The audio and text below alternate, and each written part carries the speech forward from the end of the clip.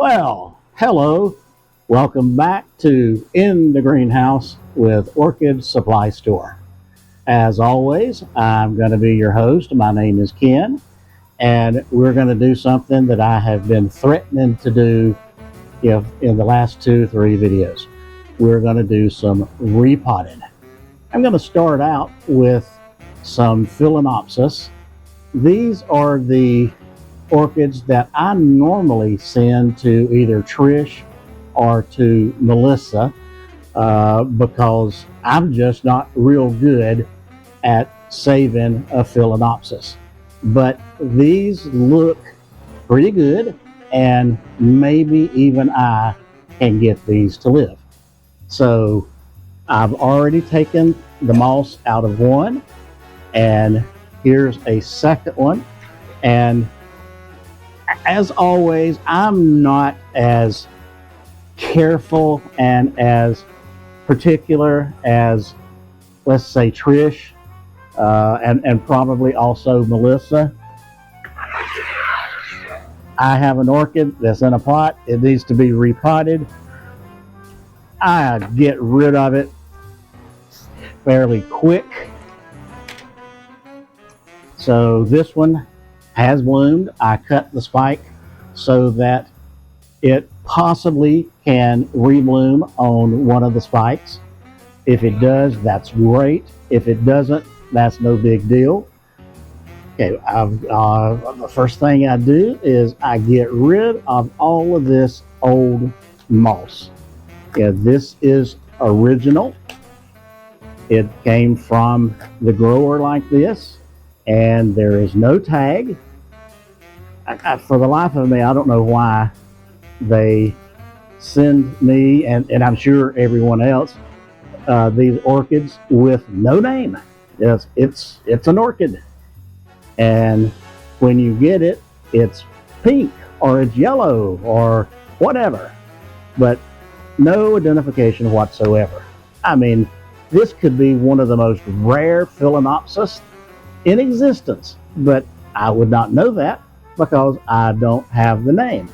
Okay, and what I do is I try to get all of that old moss off. Some of them still have the big old cork on the bottom, and if it has that, then I'll pull that off, and then I'm going to trim what I think are unnecessary dried up roots.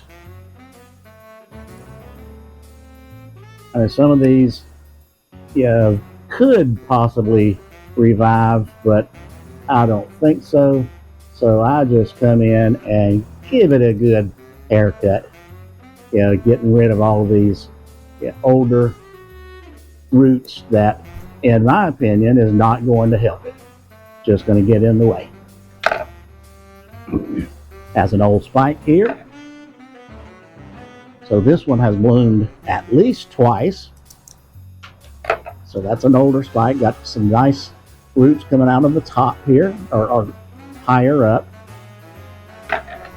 And just continue to trim some of these not needed roots.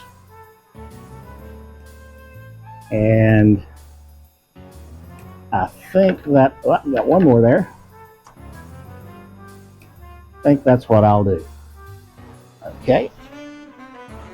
Now, I'm going to plant this in 100% bark. I'll tell you what, I'll put just a little bit of this moss in the bottom here to retain just a little bit of moisture.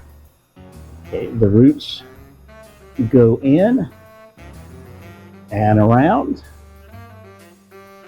and I got that one there that wants to hang out the top. I'm just going to let it hang out. Okay, that looks good there.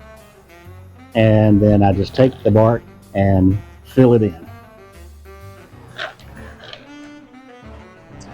all the way around.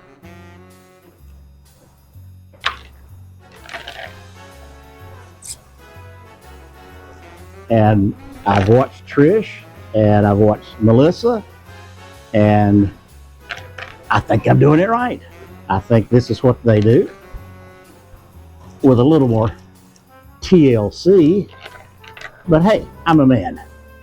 They're women, and they just do it a little bit softer, with a little bit more finesse. With me, it's, hey, get in there. This is your home for the next 3 years and live with it. Okay, so we got that. Now, because it has this spike, I am going to put a stake in here. This stake is a little bit too long for the spike, so I'm going to cut it off.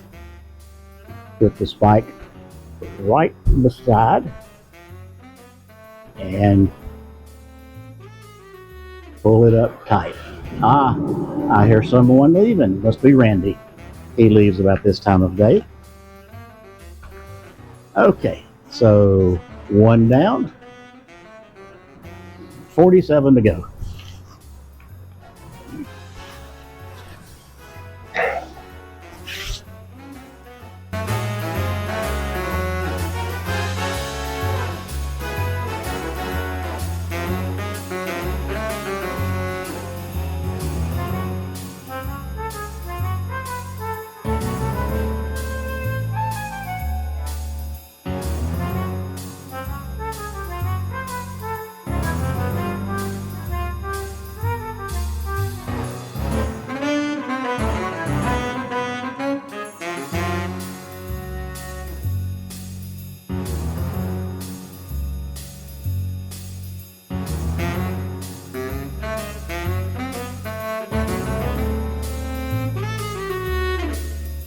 Okay, Trish, Melissa, you've got a competitor now. I'm repotting a phalaenopsis, and hopefully it will just spring back and give me some beautiful blooms. Now let's see if I can work on this spike. It's pulling way to the side, but we'll pull it as straight as I can. Get a couple of clips.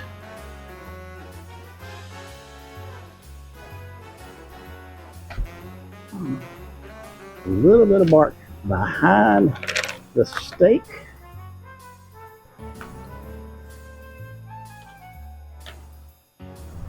I think that's got it. And carefully pull the spike up and clipped, and it's ready to go. So there you have it. That's how I repot a phalaenopsis, and hope this helps you out a little bit to see how I do it. But now we're going to go on to the next repotting. Let me get everything set up. Be right back. Okay, we are back, and this is what I have been threatening to do for quite some time. These are the plants that I got several weeks ago. They're in their original container, and they're just too big for it.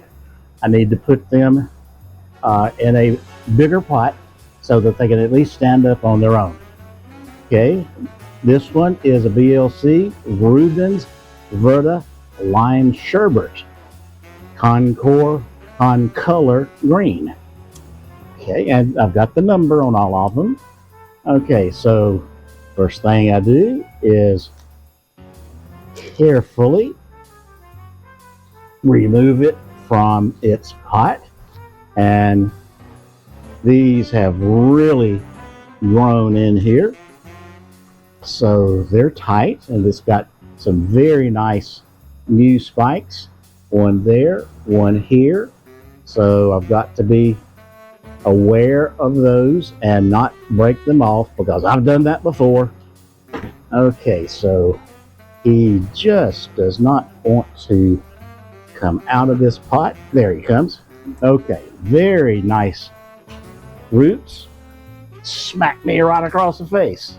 It doesn't want to be repotted, I guess. Okay, we're going to take a 4.5-inch pot, and I think that's going to be big enough. Now, some people will tell you not to do this. This is something I have always done, not only on orchids, but if I'm planting something in my garden or a bush in the yard, doesn't matter. You know, it's when I'm planting, if the roots have started growing around the pot, I will come in and I will kind of free them up, because you don't want the roots growing round and round. You want them to establish down in the pot.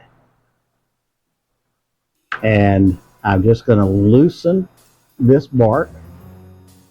Not going to take it off, just loosen it. And it is tight.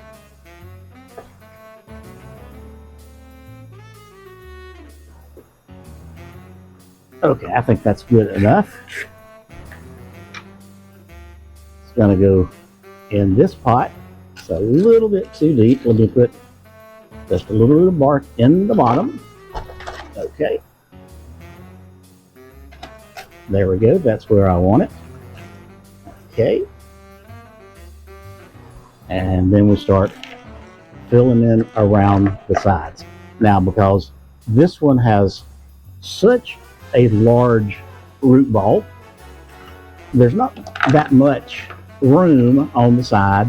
You know, there's probably 1/4 to 1/2 inch all the way around. So I guess if you add all of that up, you could say that you're giving it maybe 3/4 of an inch of new growth space, maybe an inch, you know, not much more than that. So you don't want to put them in such a large pot that they get lost, but you do want to give them just a little bit of room to grow. I mean, that's the purpose of repotting, is they have become root bound. Okay, so I just kind of pack that around the best that I can. Now, I'm probably going to put some stakes on this. I won't do it right now. I'll come back and do that later. But I'm going to put some stakes on those. That way it will stand up a little bit straighter. Put my tag and my number back in, and looks like it's good to go. Okay, so I may have to do something with some of these in a couple of minutes, because I just don't have it.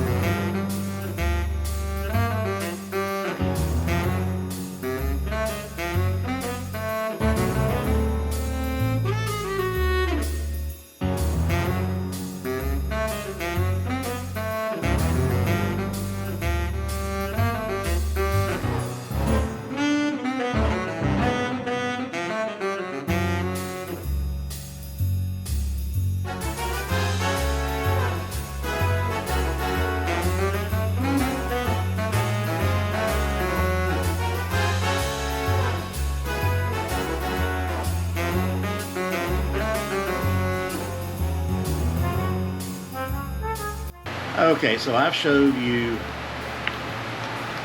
way more than I normally do.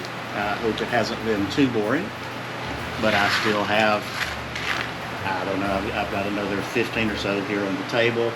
Got another 25 back there in the greenhouse at least. So I'm going to be working on this for a while, but I'm not going to keep you here because that can get very, very boring.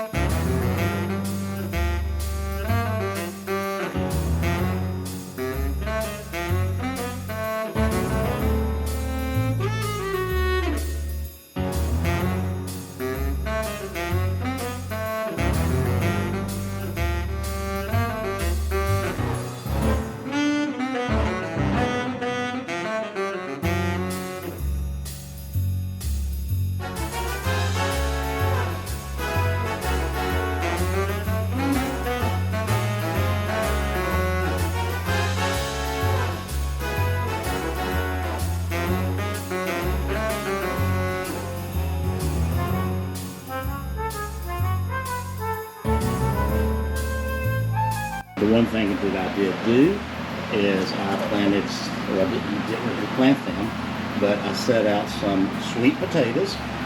This will produce potato slips. For those of you that don't know what a potato slip is, you'll see soon. Yeah, these potatoes will start putting off green sprouts, and that's what you plant.